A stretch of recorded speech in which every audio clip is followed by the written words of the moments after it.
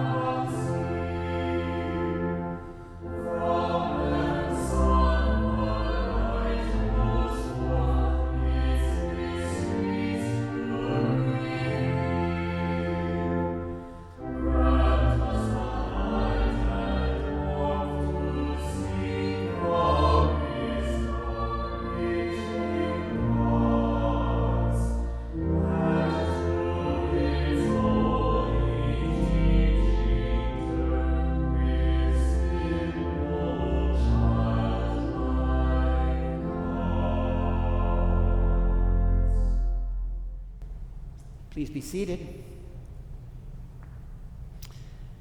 So our story today from the Lord's Word is about the Lord healing this man at the pool of Bethesda, a man who was powerless, so that when other people were stepping down into this water, believing that an angel stirred it up and found healing, he was unable to do that.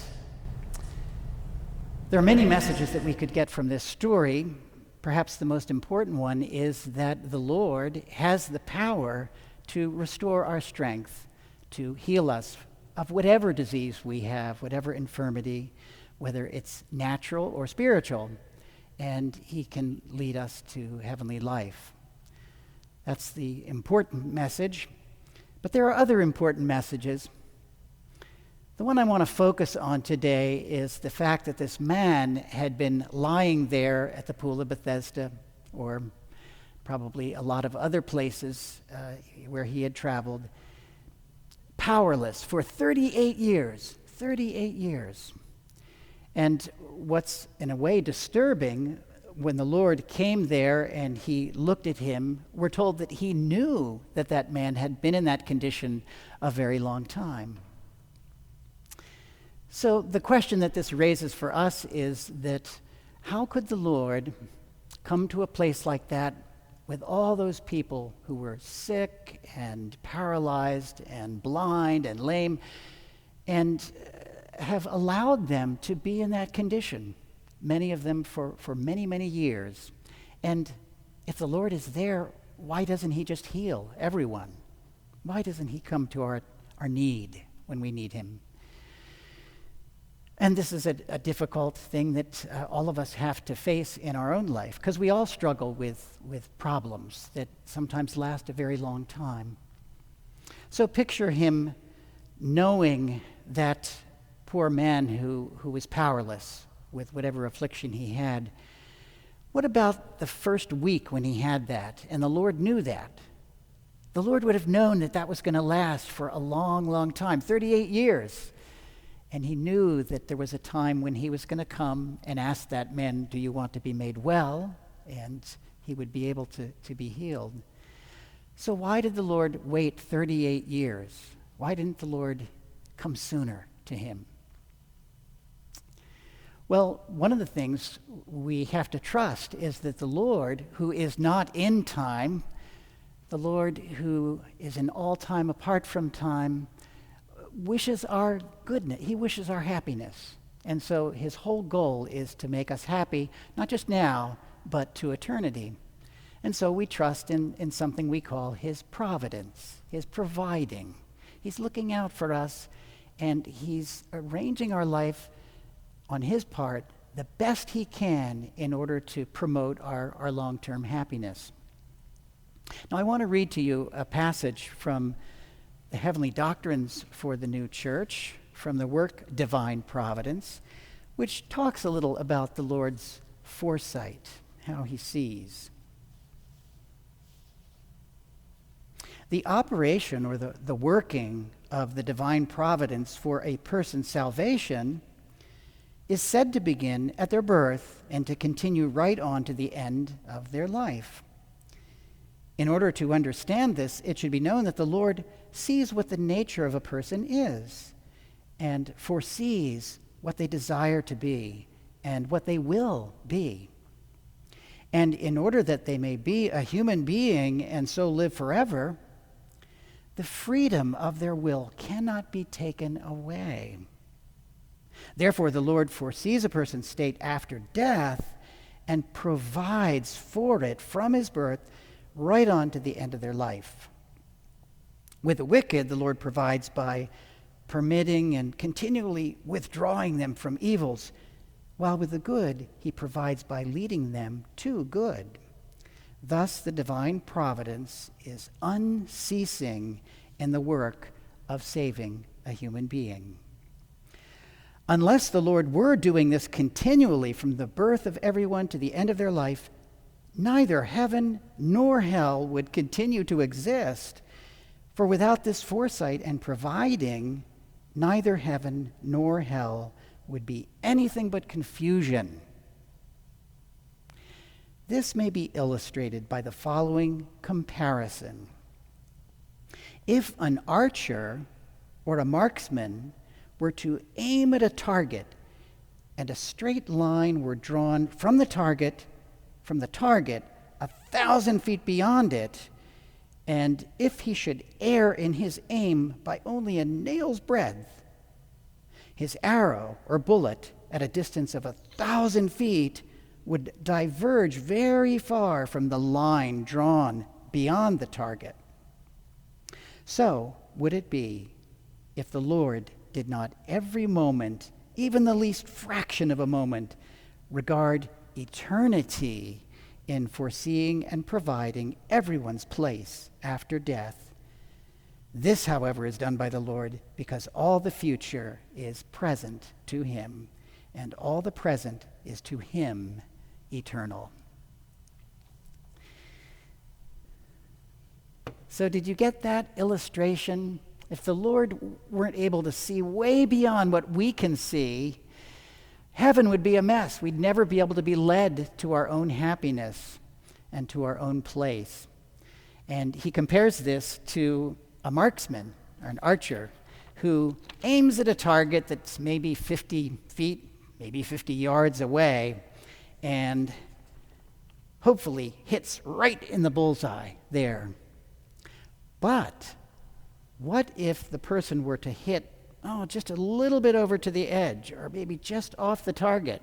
It would still be a pretty good shot, but if you trace that line and keep going, what happens? It gets further and further from the mark as you go. And so that arrow has to be guided by the Lord so that it's straight on, going straight on to eternity, to the place that he sees we want to go. And so the Lord is constantly providing for us and looking out for our long-term good. So, what do we do about the things that happen that don't seem very good? Well, we have to be patient, don't we? And we have to trust the Lord because we know that the Lord is leading us because he sees things that we don't see. Let me illustrate this again. What if a person were on a journey and there was a lion that was in the trail just up ahead and they couldn't see the lion, and so they fell and stubbed their toe and sat down to try to nurse their toe, and when they got up they forgot which way they were going and they went another direction, and that direction took them right into a swamp. And they were wondering how to survive and go. It would seem like a bad turn of events, right? They stubbed their toe, they're in a swamp. But they didn't see the lion that was up ahead. And maybe the Lord was guiding them away from that lion. And so it is with us. We don't know why things unfold the way they do. Sometimes they seem very bad. But we need to trust that the Lord is able to take those bad circumstances and he's able to tweak them in such a way that he can bring good out of them. They don't come from him, but he can bring good out of them because he's looking ahead way beyond what we can see. So we're all struggling, and like that man waiting 38 years, we all maybe are impatient having to wait at home, wait for our life to begin again, go back to school, go back to our work. But let's just wait for the Lord and be patient, and each day do the things that are put before us so that the Lord can bring good, and we trust that he will. Amen.